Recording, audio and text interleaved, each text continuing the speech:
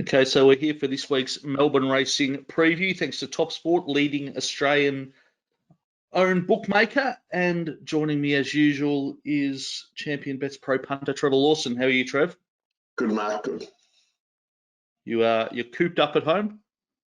Yeah, well, it's pretty much a regular occurrence for me. I'm sort of just treating it like it's the middle of winter, and basically, sort of don't go out much in winter. I really, just go to the supermarket or something anyway. So, yeah, it's sort of not too bad for me. I sort of just get out and then just go for a walk or something like that. So, because I've got an office set up at home, yeah, so it's just sort of pretty normal for me.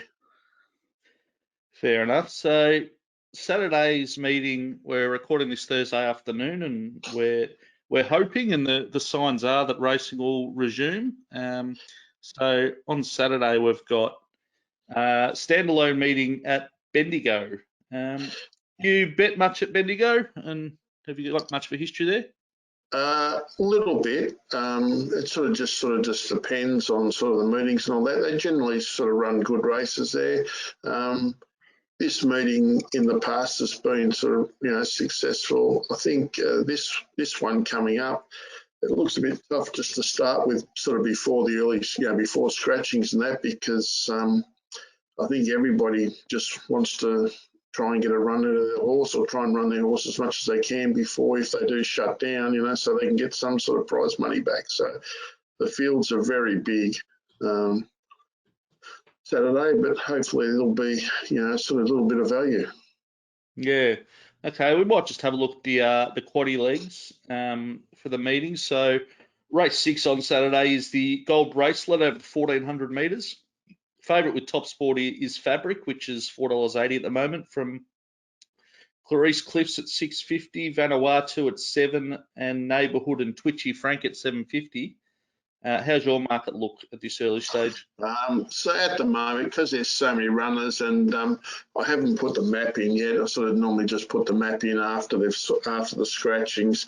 I'm very wide in the race, but I've sort of got the chances as I've sort of got Fabric sort of slight favourite from sort of Twitchy Frank, Clarice Cliffs, then sort of Gentico, Neighbourhood, Snogging, I thought could run well fresh, and then a couple others. So, at the moment I got 1, 2, 3, 4, 5, 6, 7, 8, 10 horses, sort of $17 and under.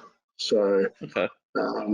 I'll sort of be, sort of fine tune that and trim it up with the map a bit later on, and the scratchings. But at the moment, sort of, looked a pretty even sort of race. And you got Fabric on top, did you say?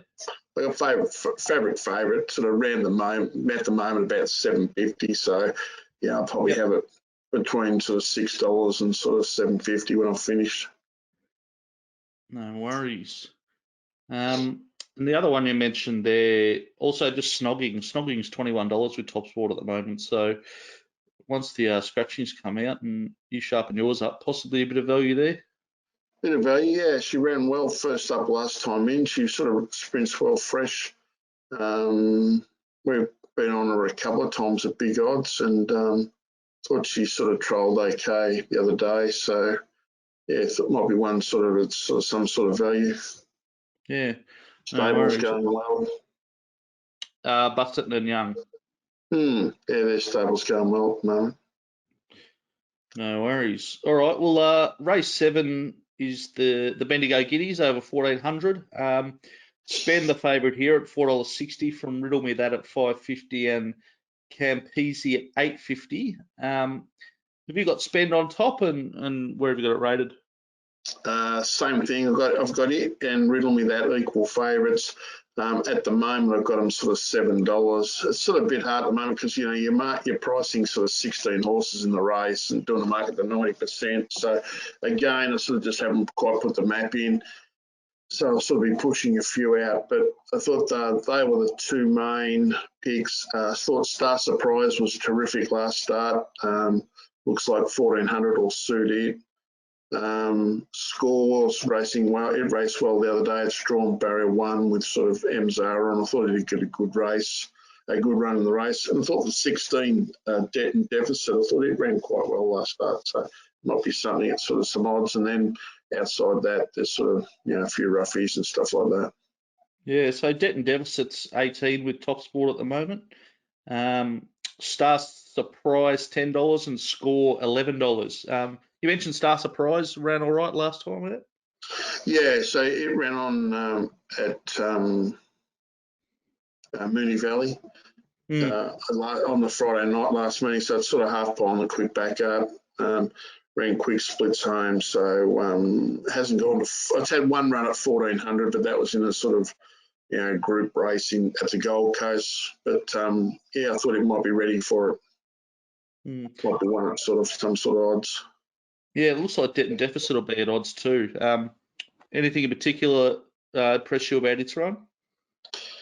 No, I sort of had the race sort of rating all right. They weren't sort of stars, but it sort of had every chance. But I sort of got the race going all right. And at the moment, it sort of hasn't been franked either way. So I'm sort of happy to go with my rating. And then, if a few more run out of the race and they don't run well, then I'll sort of change it. And if they do run well, I'll leave it. But sort of on raw times, I sort of had the race going quite well. Fair enough. Race 8's the Golden Mile over the 1600, obviously, and you mentioned the big fields. There's still a very big field in here. Again, it's just 16 and 4 emergencies once again. So Princess Jenny $5 favourite at the moment with Top Sport from Admiral's Joker at 550 and Socibon at 6. They seem to be the three that are sort of vying for favouritism. How do you see it at this early stage? I didn't like Princess Jenny. I sort of liked her last week, and she sort of crab ran Moonee Valley and didn't travel very well. She raced a bit fresh. She's on the quick backup. I sort of rated her up off that, and I sort of rated her to sort of almost what I did last week, and I can't get her anywhere near that. I got like double figures, so I would think she'd be a big drifter personally. Okay. I thought Stacey Bond's going good. He is Stacey Bond, but since they gelded him, his form's been pretty solid and he'll get a good run in the race. I've sort of got him and Admiral's Joker sort of equal favourites. Admiral Joker's on the quick backup. No, it's not. Sorry, Admiral Joker's come back in distance from the run at Caulfield. Williams sort of set it a bit of task there. It sort of ran very quick splits from the 800 to the 400 and then didn't have sort of much left the last 200. It's got a chance, but I wouldn't want to be taking short odds. But I thought they were sort of the two main picks. Odeon, again, it's sort of Odeon, but it races quite well there. A good run on the map with sort of Craig Williams. Guizo's going okay. Sharanka Bad might improve a little bit with the blinkers on. And Goldfields has sort of got some sort of hope. So it's an interesting sort of race. Yeah, so Odeon $10 with Top Sport at the moment. Guizo 12. Hell of a Street 13 and Goldfields at 16. The other one they've got in single figures at the moment is Dead Agent. Interesting horse. Originally a very good horse from Singapore. Hasn't quite fired in Australia yet. Where have you got in? Yeah, it ran well first up, just barrier one, and it gets back. I sort of got it $18, $19. It was a good run first up, but it's just going to be sort of second last on the fence. And it's just a low percentage play, so I'd sort of want around $20 to sort of be on it. Fair enough. All right, well, the last of the day, race 9, is the benchmark 90 over 1,400 metres. Couple of shorties here. Big night out is $2.50 for Top Sport. And looks like it's been backed as well. Jumbo Azaki is $3.50. And F Troop at $8. They're all in single figures at the moment. What have you got at the top of the market? I'm pretty keen on big night out here. The only slight thing is the map. It'll just depend if there's a couple of scratchings and or what the pattern is by then. But I thought it was clear first pick. It's had 2 runs back from a spell and run on terrifically both times. It's looking for 1,400. Big track heel suited. I think it's 6 to 4, 7 to 4 sort of pick. Jumbo Ozaki sort of ran okay first up, and then last start at Fleming, it was the lowest win of all time, and I'm not sure that he can improve off that. I've sort of got it, $7 plus. Second pick, but sort of $7 plus. And F Troop was sort of, I don't have any sort of decent ratings for it either, and sort of it's just sort of goes through the motions. Had every chance its past couple.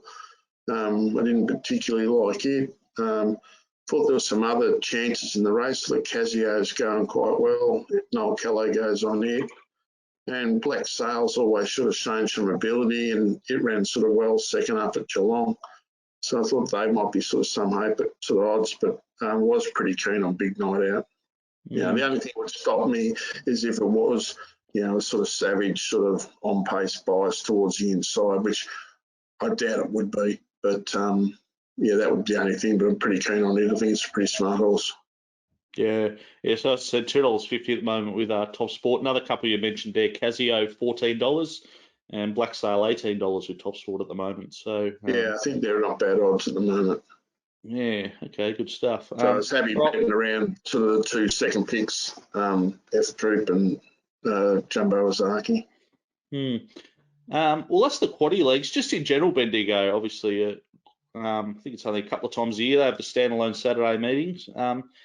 So people probably not as familiar in terms of betting there. Is there any particular overriding pattern to look for generally? They sort of race 2 ways now. Sometimes it can be a little bit leaderish, or sometimes they sort of get off the fence in the straight and they come down the middle.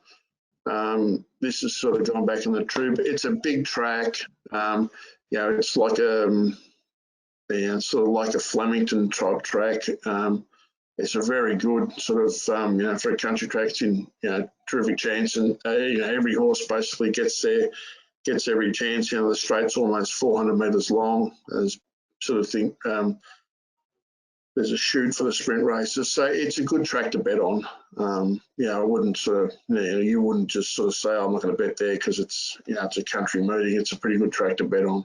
They could hold metropolitan meetings. Well, they are this week technically, but there's nothing wrong with holding metropolitan meetings on this. It's a lot bigger and a roomier track than last week at Mornington. Mornington's a sort of a specialist sort of track where this is a big track with sweeping bends, and every horse basically gets their chance.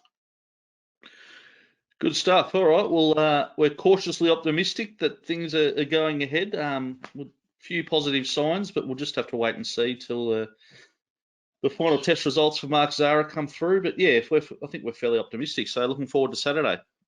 Yeah, well, hopefully we get sort of something. So it's as we just finishing this, it's just clicked over 5 o'clock Thursday afternoon. So it just seems, So if we don't hear something soon, I'm tipping tomorrow's meetings are going to be in doubt. So hopefully that we do get a result, we can keep going. And I think all the process, I think it's proved that the processes they've put in place have been pretty good, and hopefully, fingers crossed, we get a bit of a run at it now for a little while after this, because there shouldn't be too many. This thing shouldn't have been happening. It shouldn't happen again, sort of thing, for a while. So until we get the total lockdown, if that actually comes, until then we need something to do.